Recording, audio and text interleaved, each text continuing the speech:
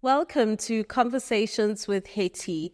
My name is Hetty, the entrepreneur, South Africa's #1 monetization expert. So welcome to Conversations with Hetty. Today, I want to talk to you about a topic that I often get asked about, and that is all about Hetty. I'm running out of creative ideas for my business, for my content creation. What do I need to do to get back into the groove? So we've all been there, right? You're sitting behind your laptop, you're ready to create content, you're ready to put a proposal together, you're ready to get creative, but all of a sudden, the creativity runs dry. And you're thinking to yourself, what can I do to get my creativity back? So often at times, what we often find is that people will then go onto their phone or onto their laptop and tablet, and they go onto social media to see what other people are doing. Now, this is honestly a very, very innocent exercise. Just to go and see what other people are doing. Maybe it's going to get my creative juices flowing. Maybe it's going to give me some ideas. But now what I often find happens is that when you go and you look at what other people are doing, you often end up wanting to replicate what other people are doing. Or you end up comparing yourself to what other people are doing. Either way, it's a recipe for disaster. It honestly is. Because the problem with looking and wanting to replicate others is that we are only seeing maybe 2% of the output. So you do not know what is informing the content that other people are putting out. You don't know what strategy they're following. You don't know the reasoning behind the content that they're putting out. And because you find yourself being easily swayed from left to right, 1 minute you're following person A, and the next minute you see that there's a viral trend, so now you want to try that viral trend. And as a result, you end up not doing anything long enough to see proper and consistent results. So the advice I'm going to give you is exactly what I do myself. Because let me tell you, it doesn't matter where you are in your journey, whether you've got 5 followers or 5 million followers, all of us, our creativity runs dry at some point. All of us, there is a point where you just feel a little bit unmotivated. All of us have a point where we hit a brick wall and we need some form of inspiration. So today I am going to offer you 4 ways in which you can get your creative mojo back. Now, these are not going to be sexy tips, I'm afraid. They're really not. In fact, they may not even be the kind of tips that you want to hear about. But I promise you, it makes a world of a difference. And this is what I do myself. So point number 1, mute them. Mute them. Okay? I'm not saying unfollow them. I am saying mute them. Mute their posts, mute their stories. And let me tell you why. Your faves are amazing. The people you follow are wonderful. They absolutely are. But sometimes because you are following what so many people are saying and you've got so many people in your ear, you end up being completely confused about the direction you need to take. So-and-so who's your fave has started a podcast. Yay! Doesn't mean I must start a podcast. So-and-so is hosting an event. Doesn't mean I must host an event. So-and-so is hosting a masterclass. Oh my goodness, I've never hosted a masterclass. Is that the key to doing it? So-and-so is at a pop-up market and they're selling out their stock. Do I also need to be at a pop-up market? My goodness. And one of the biggest dangers that this does for you is that it can make you feel inadequate. It can make you feel inadequate. And monetizers, this is the absolute last thing that I want for you.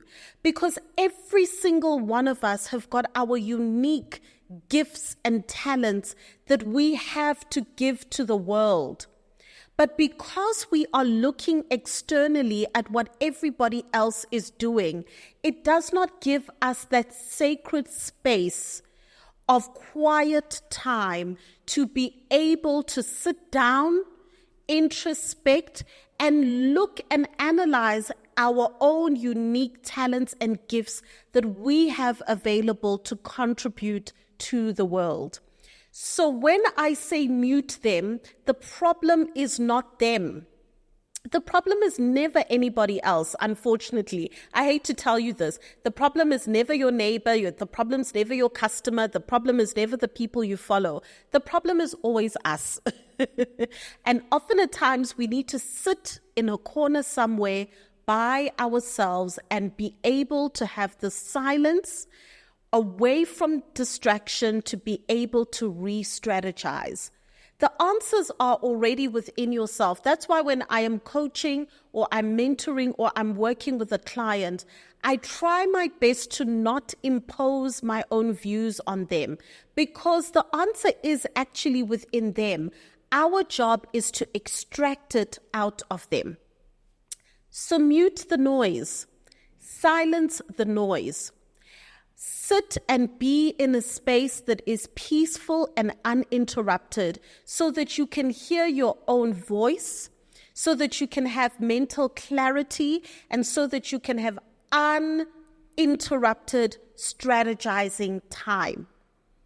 So that when you do host an event, it is because it is something you are deeply passionate about, that you truly believe in. Because when you are deeply passionate about it and you truly believe in it, the right sponsors will come, the right audience will buy tickets, and everything begins to align in your favor. But the moment you are trying to replicate somebody else's event, you begin to feel a force of resistance that just doesn't seem to make sense.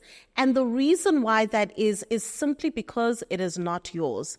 So, point number one, yeah, I said it. Mute them.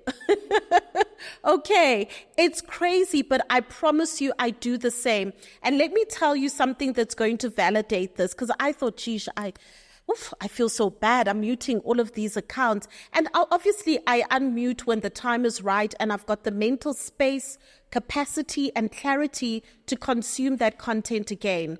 And what validated this for me was when I heard Stephen Bartlett say he does the same thing. Yes, the Diary of a CEO, Stephen Bartlett, does the same thing. So I was like, listen, if it's good enough for Stephen, it's good enough for me. And I was doing it even before knowing that, but it validated my thinking behind this. Silence the noise just for a season to give yourself the space to have clarity. Then you can turn up the volume again. The second point in just getting your mojo and creativity back is spending the time to cultivate self-awareness and self-mastery in your business strategizing. This sounds crazy because often at times when you hear about self-awareness and self-mastery, it's often with life coaches, it's often with, these kind of like life gurus, etc. But hear me out a little bit. Your business, no matter what you sell or offer, your personal brand, your career, whatever you do on a daily basis that gives you money and gives you purpose is an extension of yourself. So often at times for your business to give you fulfillment, to give you a sense of purpose, to give you a feeling of, oh my goodness, I feel as though I am in the right business, I'm on the right path, I can see the vision. I may not yet be there, but I can see the direction I'm going towards. In order for you to experience that, you must first be able to understand yourself. What makes you tick? What makes you happy? What triggers you? What are the things that you do that give you the most fulfillment? Because when you have that level of self-awareness, it then allows you to begin to master yourself. And when you begin to master yourself, that allows you to build an authentic business.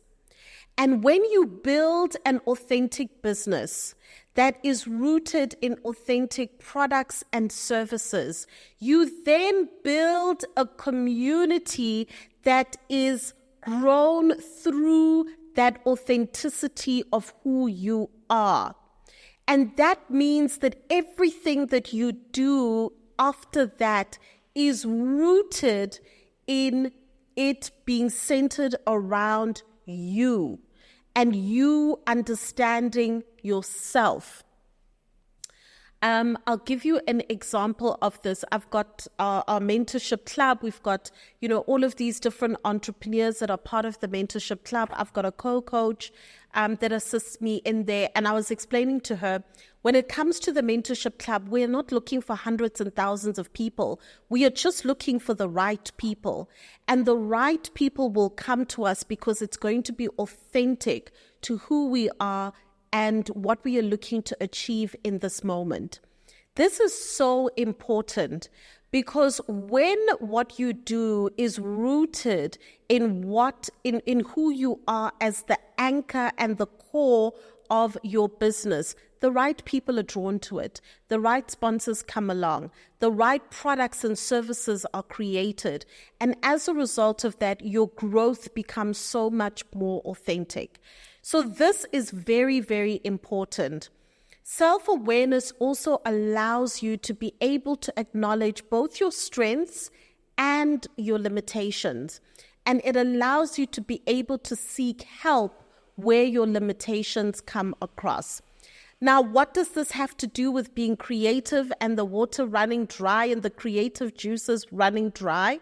What it has to do with is that when you are operating from a space of authenticity, creating content doesn't become difficult.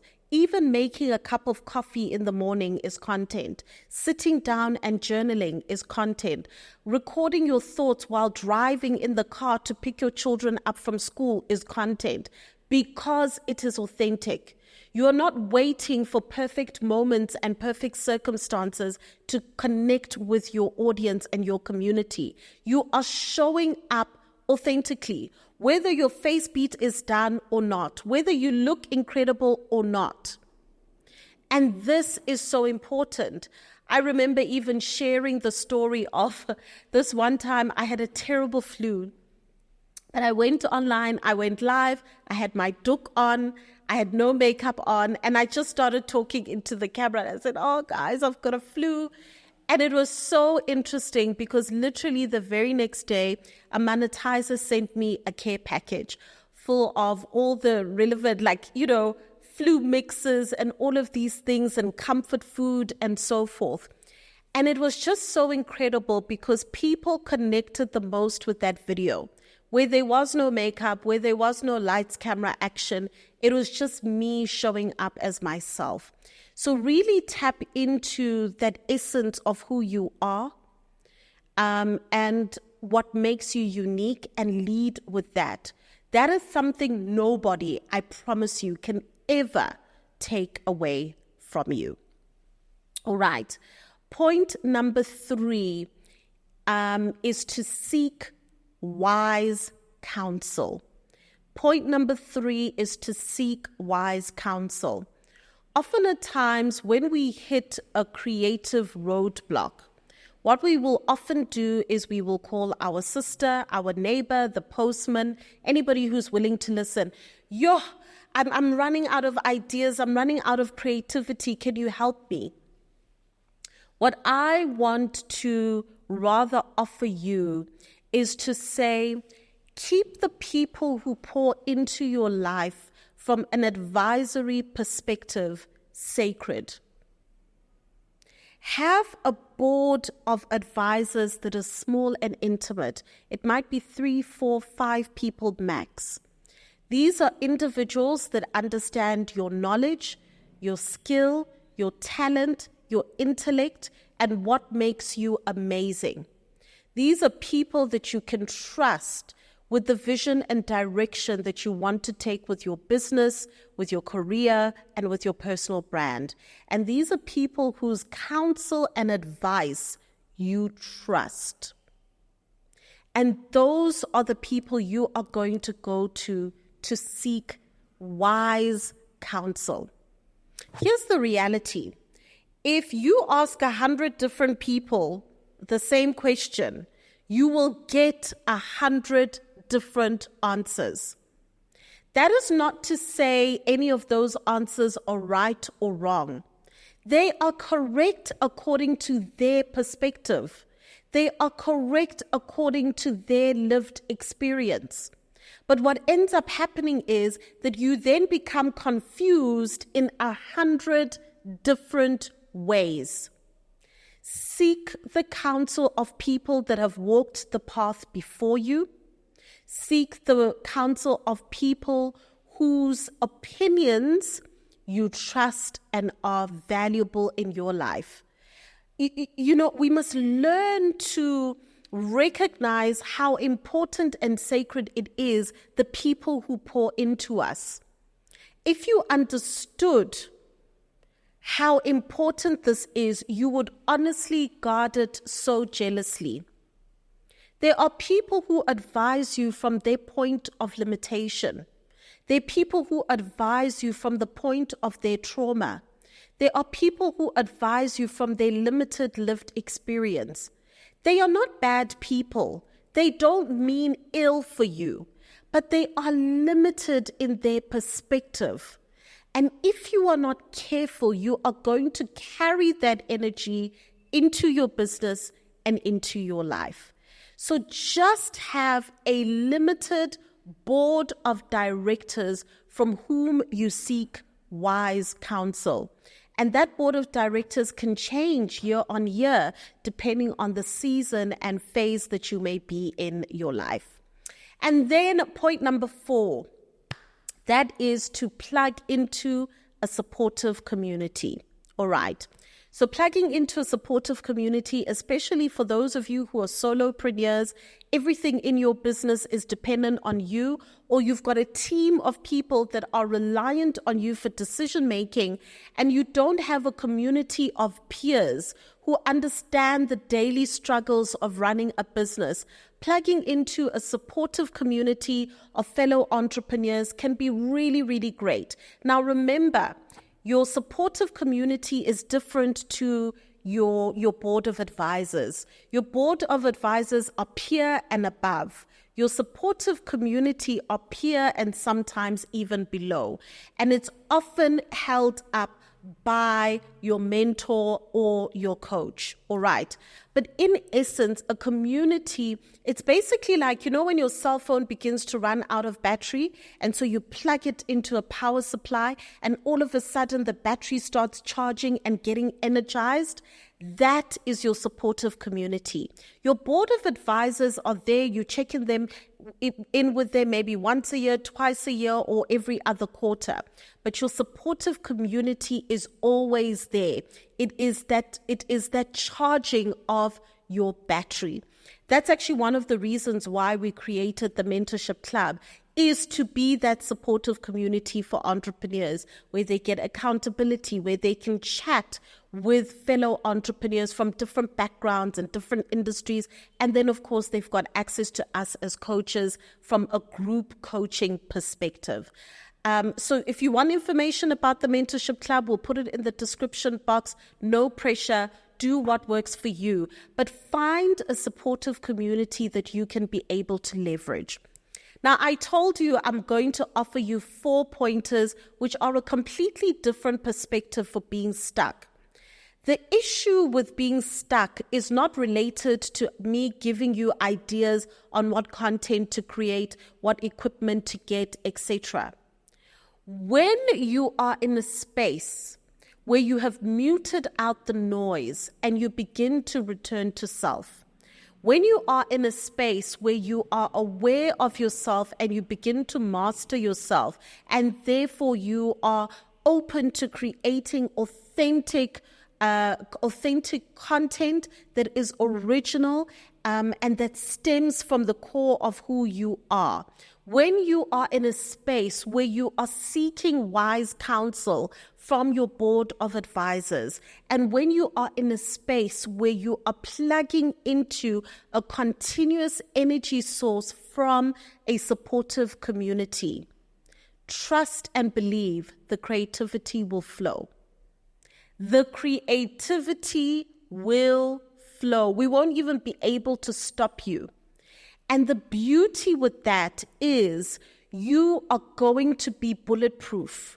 You are not going to feel insecure about what somebody else is doing. In fact, you will be able to cheer them on and clap for them genuinely and be happy for them genuinely because you are confident in your own path. And that is the greatest gift that you can give yourself. I can give you a long list of 50 content creation ideas. You still won't do them because it's not going to feel authentic to who you are. So this was not an easy one. Let me know your thoughts within the comment section. But I really hope that this has liberated you to really tap into your own mojo, your own magic, without comparing yourself to anybody else, because what you have to offer is literally unique to you. All right, that brings us to the end of this video. Monetizers, thank you so much for tuning in. Chime down below within the comment section. Do not forget to subscribe to this channel, and I will see you in the next video. Bye-bye for now.